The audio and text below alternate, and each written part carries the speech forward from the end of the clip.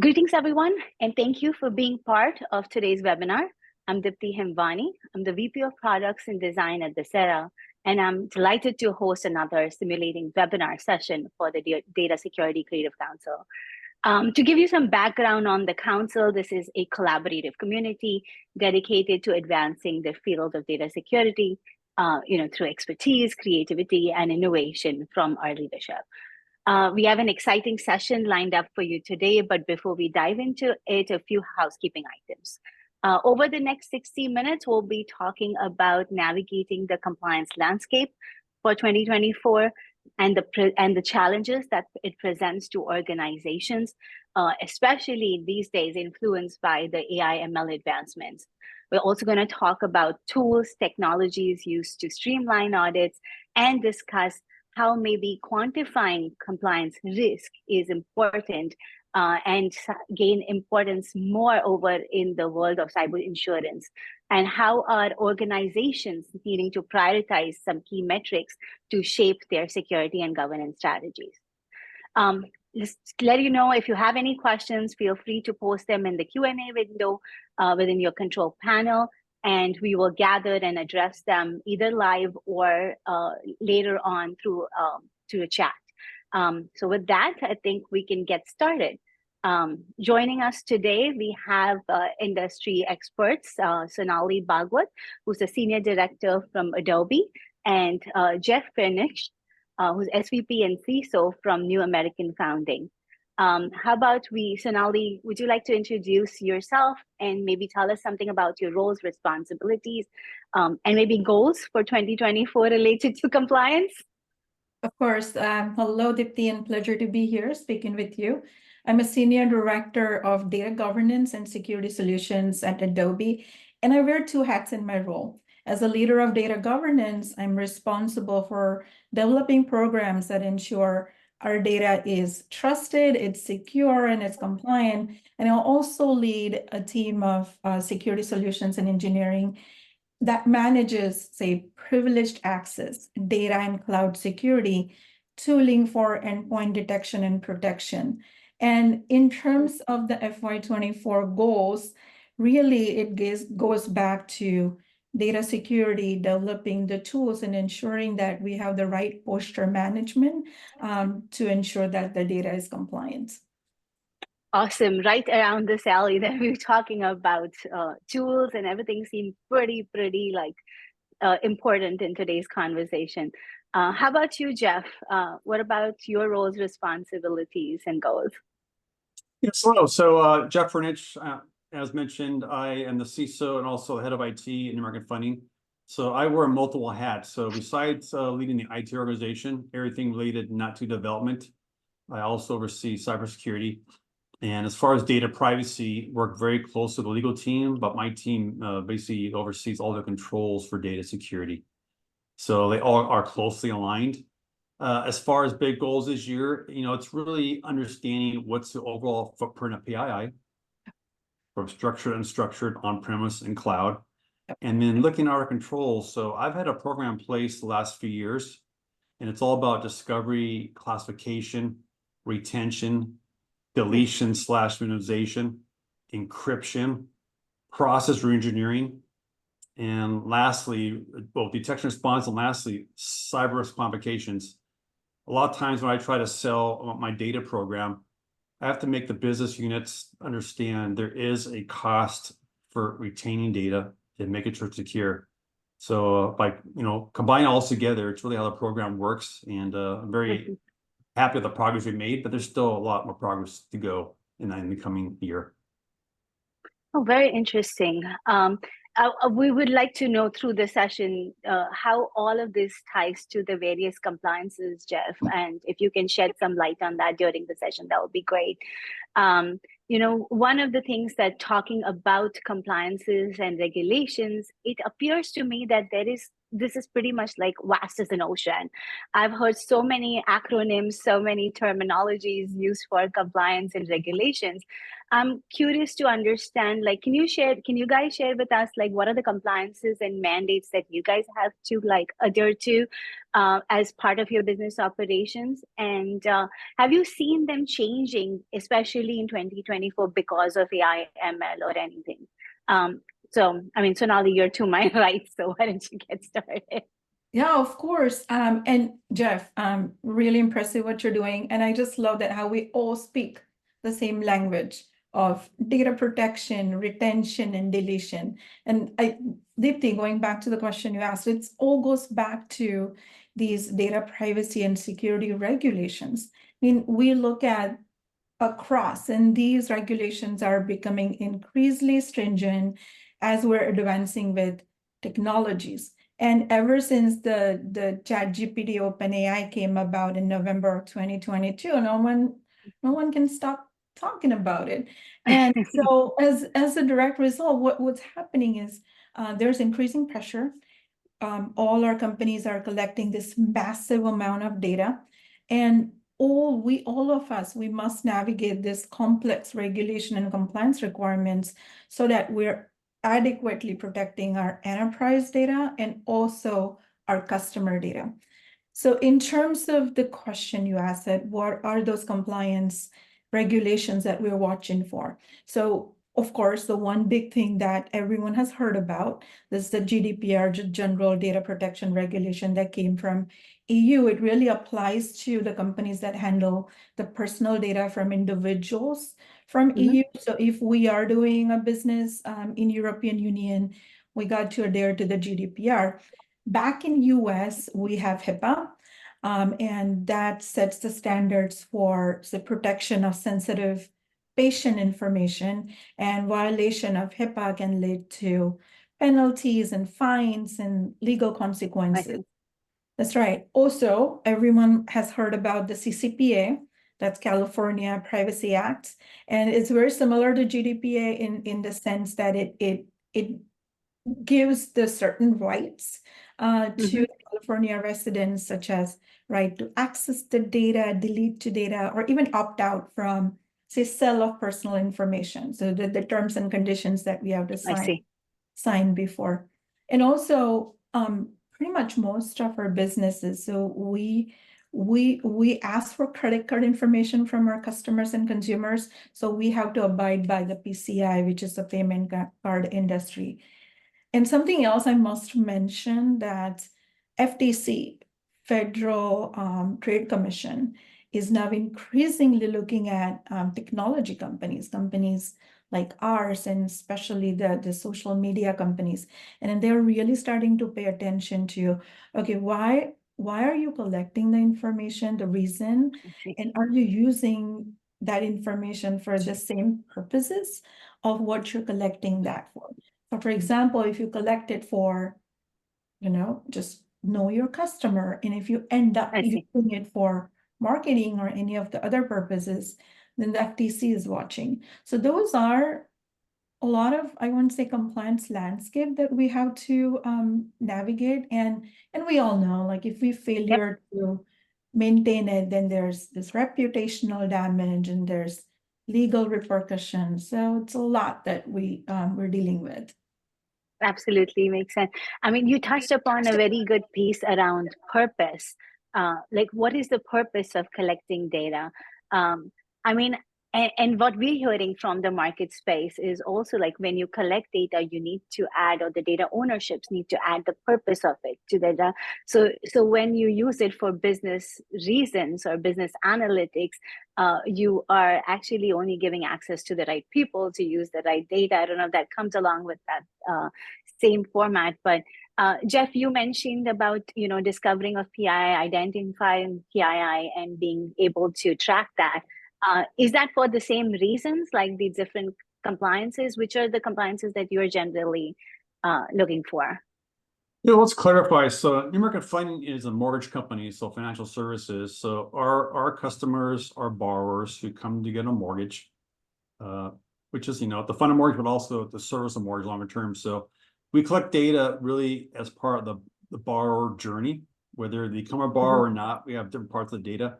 So the compliance I really have to adhere to is, I'd say on a federal level, FTC Safeguards Act, and I'm seeing more and more states require this adherence of framework, I see. such as I believe it's Michigan and Texas. So in the mortgage business, you're licensed in states. They're state examiners. So every year we're examined by each state, and they kind of do examinations similar but also a little different. Some will actually adhere to their own frameworks, like New York has NYDFS 23 NYCR 500, which to me is the most strict regulation that I have to deal with, because it's a very active enforcement body. In the past, they only enforced when there's breaches. Now when I say enforce, fine. Now they're fining companies for having inadequate policies, for not training their cyber staff correctly. So it's very, very aggressive.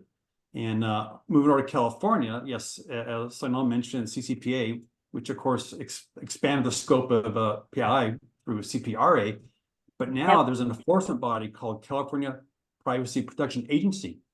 And it's a self-funded agency, kind of similar to New York, in the fact they're going to be auditing and finding companies pretty aggressively in the future, once, to really fund their organizations. So really, I got to deal with California, New York, all 50 states. Then on top of that, I have to deal with the government-sponsored enterprises, who are really the ones that will at times buy mortgages and repackage them, sell in the market. So Fannie Mae and Freddie Mac have their regulations. And besides that, numerous business partners have their regulations. And then we have investors and sub-servicing clients that we hold mortgages for them. They all want to see what our controls are. At the end of the day, it's all about protecting the consumer data. That's a lot. I'm like, where do we start? Is it international? Is it federal? Is it state? Is it regional? I'm like, it's all over the place. This sounds like, like there's a plethora of frameworks, there's a plethora of regulations that you guys have to navigate through. What are some of the challenges? How are you doing this today? Are you even able to keep up with them? And what are some of the difficulties you face just to keep your ship afloat? I'm curious. So I'll start with that. I think the challenge is there's no standard nationwide, even worldwide, right? So you got to figure out, how do you adhere to all these requirements? Then you look at breach notifications. Every regulator has different notification requirements. So it'd really be nice if we at the point where we reach some kind of standard down the road. And then a lot of times when I talk about breaches, it's not just the regulatory fines. I have above the water and below the water costs. So it's the class action lawsuits you have to deal with. It's the attorney generals at times will gang up on an entity and go after you and sue you. So it's just a lot of third parties that are trying to really question the posture on why there was a breach. I see. What about Sonali? What's your challenges, day-to-day challenges? Oh, the challenge comes back to what Jeff was saying about just the breadth of these global, local compliance requirements. And it's just so difficult, first, understanding them and managing it and staying on top of it. And then also there's just changing landscape. So I'll say we got to make our legal counsels the best friends. And they are the ones who are specializing in privacy and security and then making sense of the laws. And we really need someone in the companies which can translate what's required back to from the tools and technology point of view, that what do we need to enable to get us to that compliance requirement. And it's tough. I don't think so that there's anyone has cracked that code yet. The code. So just staying abreast with all the regulations that are out there. You mentioned again tools and solutions, since you kind of own that aspect, and I assume this cannot be a manual process in any organization, knowing this chaos that this thing is causing. So how do you what kind of tools or tools and automation solutions you adopt today to get what you said, your legal buddy in the team, so that you seek from a security, compliance, governance side, how do you bring all these three elements together? Sonali, since you're the tool expert, I'm going to start with you. It's oh yeah, I would say it's not easy, and you touched upon something manual. Oh, it's next to impossible. I mean, pretty much looking back to 2018, 2019, when GDPR came about, I don't think so that we had luxury of the tools that are available today at their disposal. So going back to 5 years, pretty much many companies started the effort of discovering the data landscape manually. And I would say that over, say, like 4 or 5 years, that has transformed in some sense in terms of going into an automated way. And I'm really excited about what AI can help and bring us. So essentially, what I think about the tools and technologies and how they can help us staying with laws and regulations is, I would say, 3 things, right? One is super important that we know what the data landscape looks like. So the discovery of the data classification is absolutely necessary. Second is detecting what the critical risks are associated with any amount of data, and what are those hotspots in our data landscape that are prime for paying attention to. And the third is really the SPDs, the sensitive, private, confidential information that we know exists, and the taken care of. Is there unauthorized use of that sensitive data?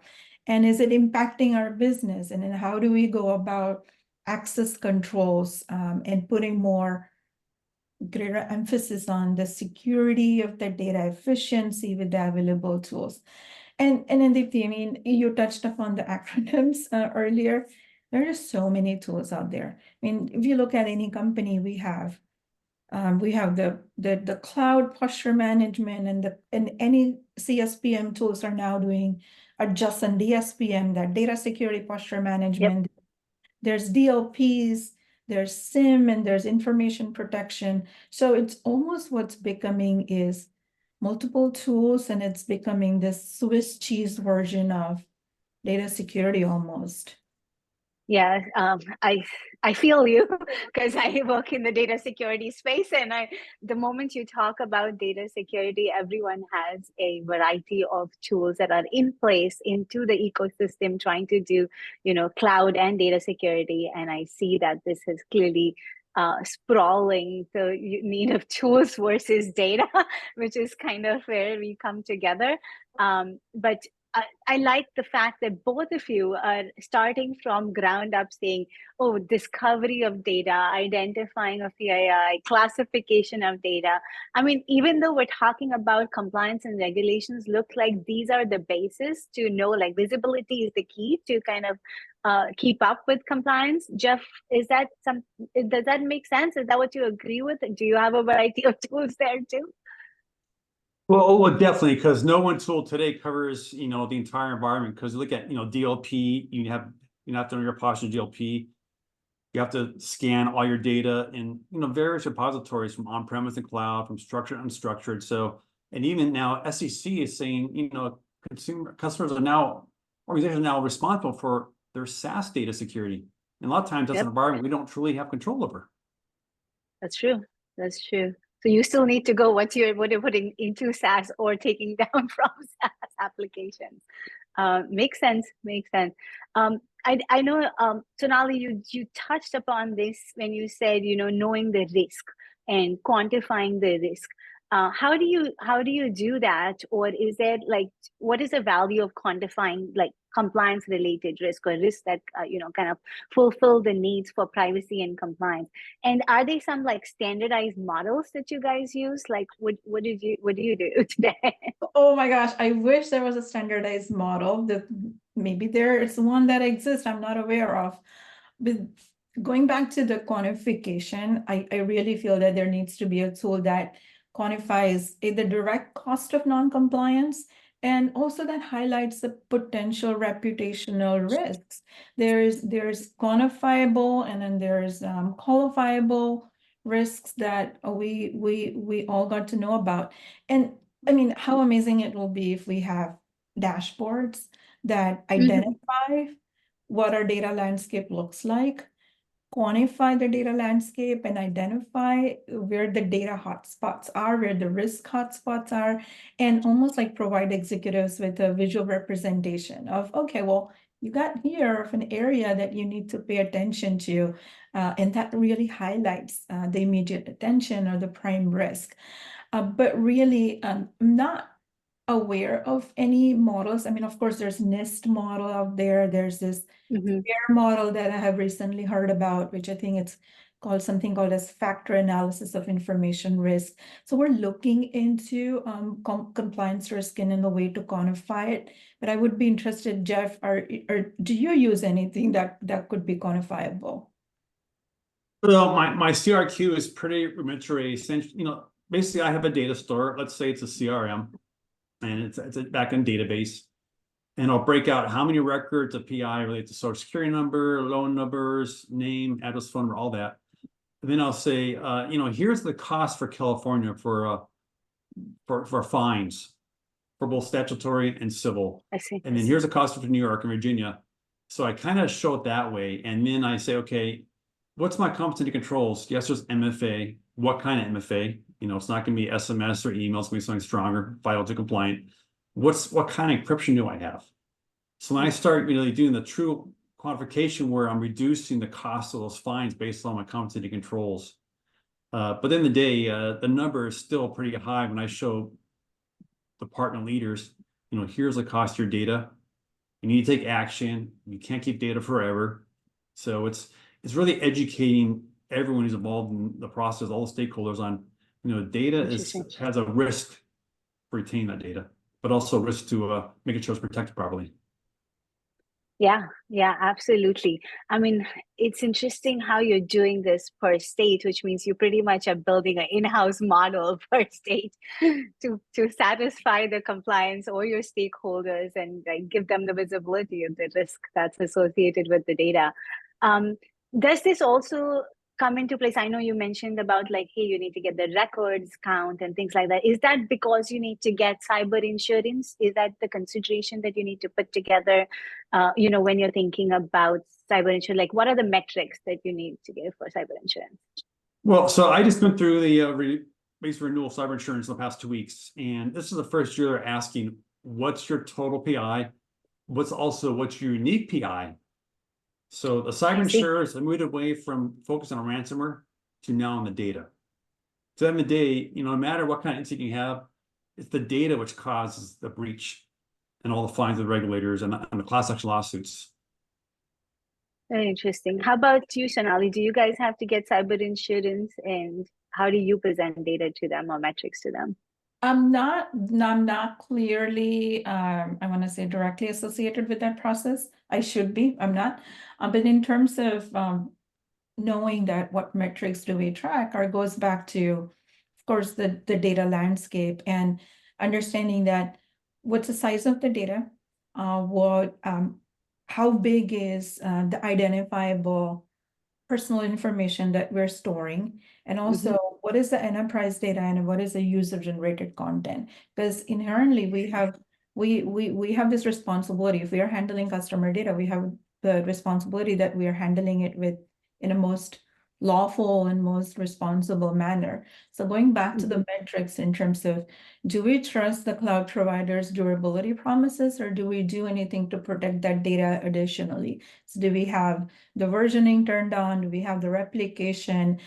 Is there administrative separation with that data? Are we creating immutable backup copies or restorable backup copies, going back to the point Jeff made about ransomware, or in case of a breach, that how well are we protecting our customers' data? So there are certain metrics that are being designed around that.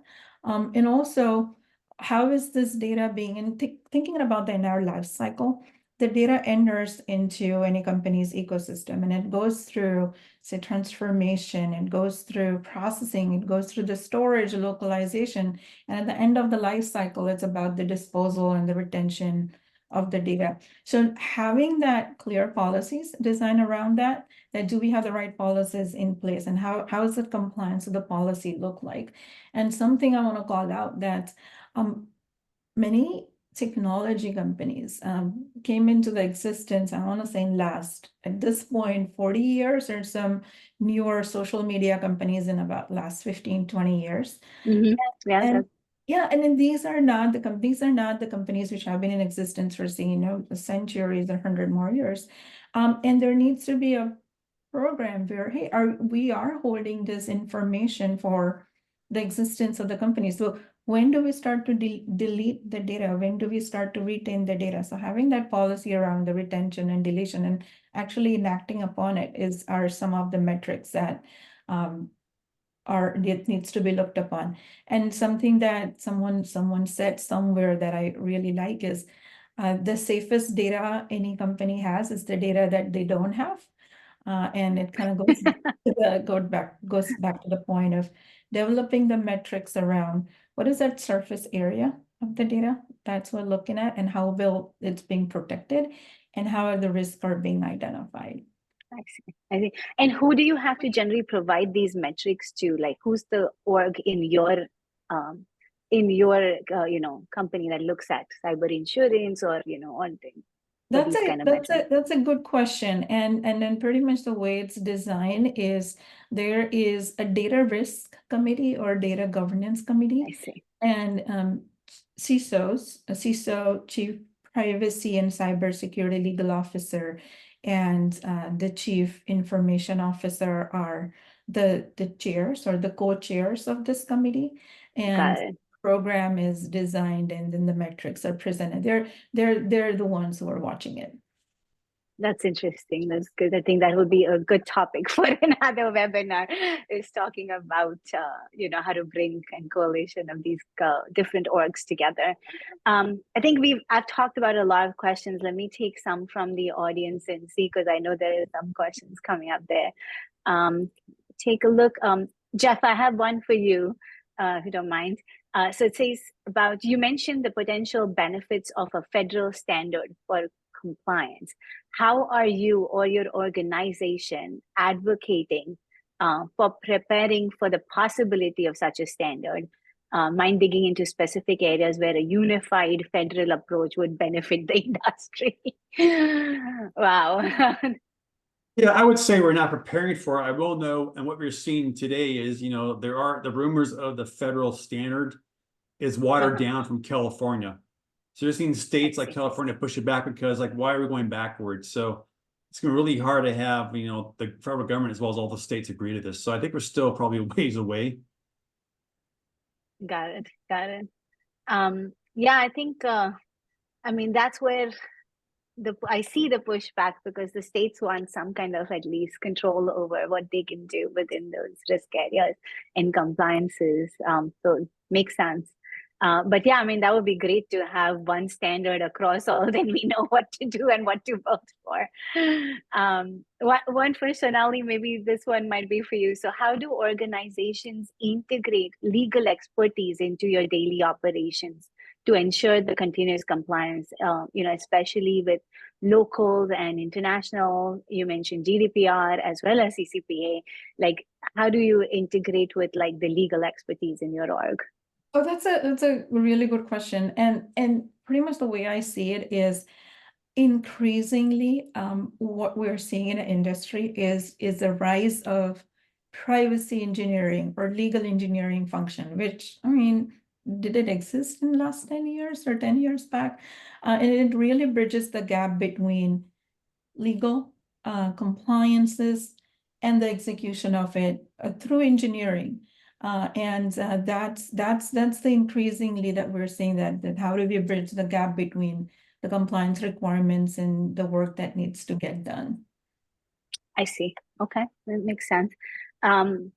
Yeah, it's always found challenging. How do you translate what's in the brains of the legal or the documents that are there into an automated fashion tool that we can all leverage, right? So it's hard, but that would be the thing to go to.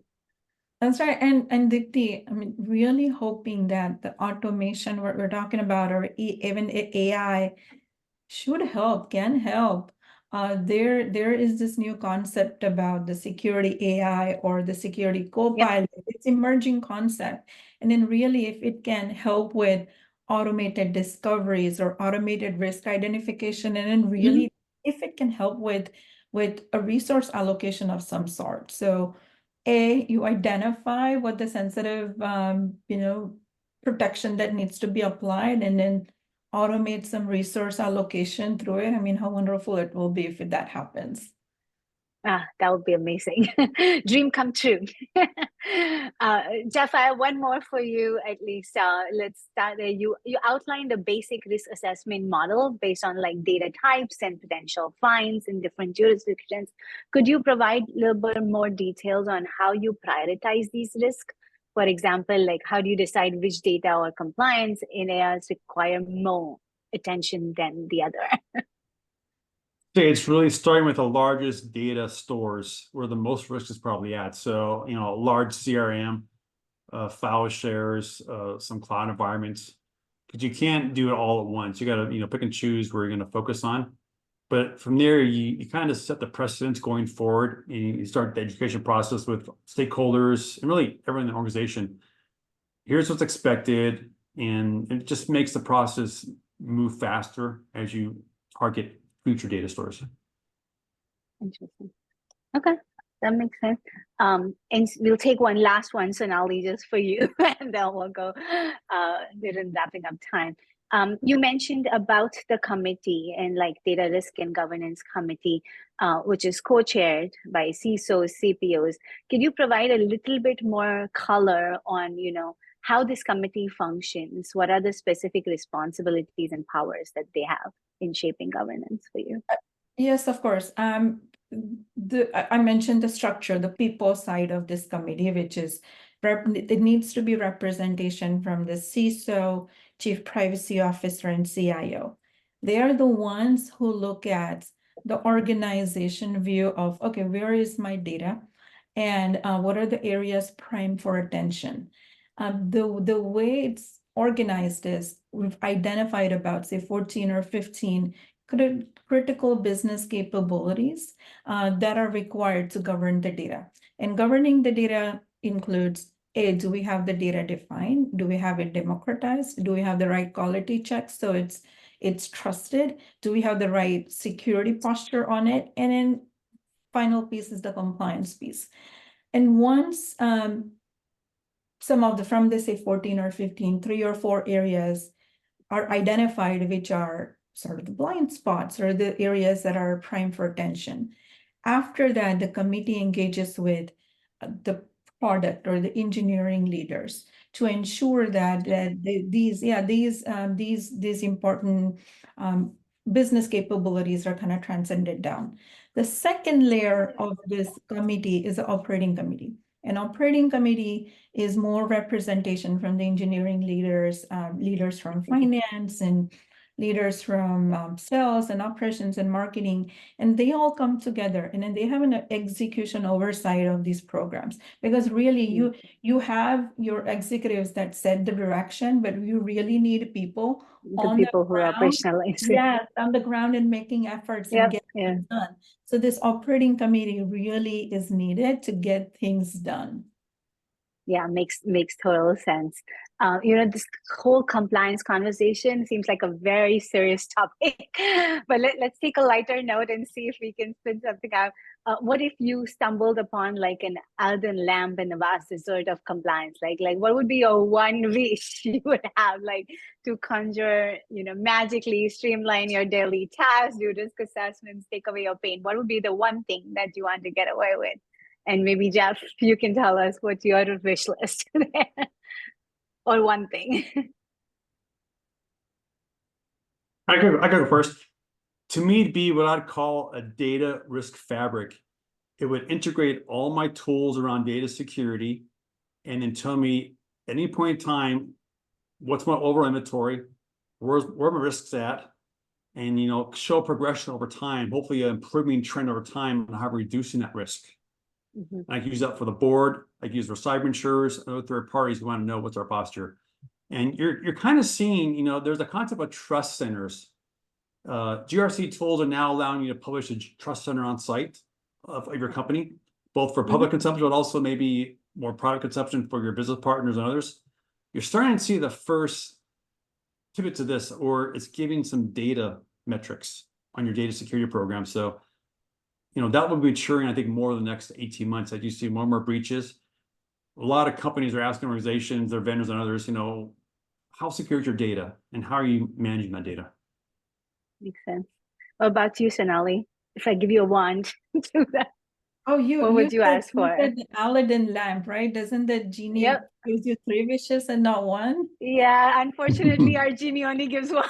1, okay, all right. Well, we'll give you 3. Come on, we can get to we 3. don't need 3. We need the magic carpet. We need everything that Jeff said. It's about this, all the tools coming together and then really providing us with one view of where the criticality of the security risks are, and magically provides us with a solution or the cover. That's amazing. I wish I could give it to you guys right now. But this has been an amazing conversation. I'm sure we have learned a lot from, you know, just talking to experts like you guys on what you navigate, how you do things. So we really appreciate you being here. Thank you so much.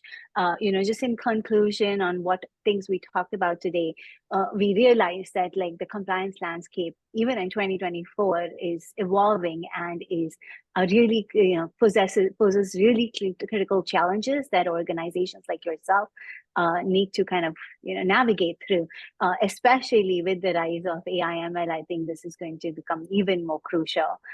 So staying up to date with compliance mandates and demonstrating that adherence can be tough, but to your hope, Sonali, hopefully the AI/ML integrations can also help.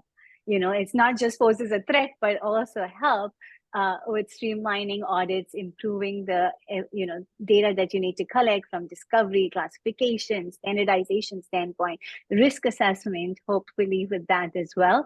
And simplifying your daily compliance tasks remains like the top priority that each of you are like kind of striving towards. So hopefully that one stop shop or one you know, wish that you have of stitching everything together with efficient solutions will come through soon with all this new technology. So that's great. Thank you to the, you know, audience for joining us and listening to us about the compliance mandates and how to navigate around it. Please make sure you check out the white paper and visit our Data Security Creative Council page for more information and upcoming sessions. Thank you again for joining the webinar today. See you guys next time. Thanks, everybody. Thank you. Bye-bye.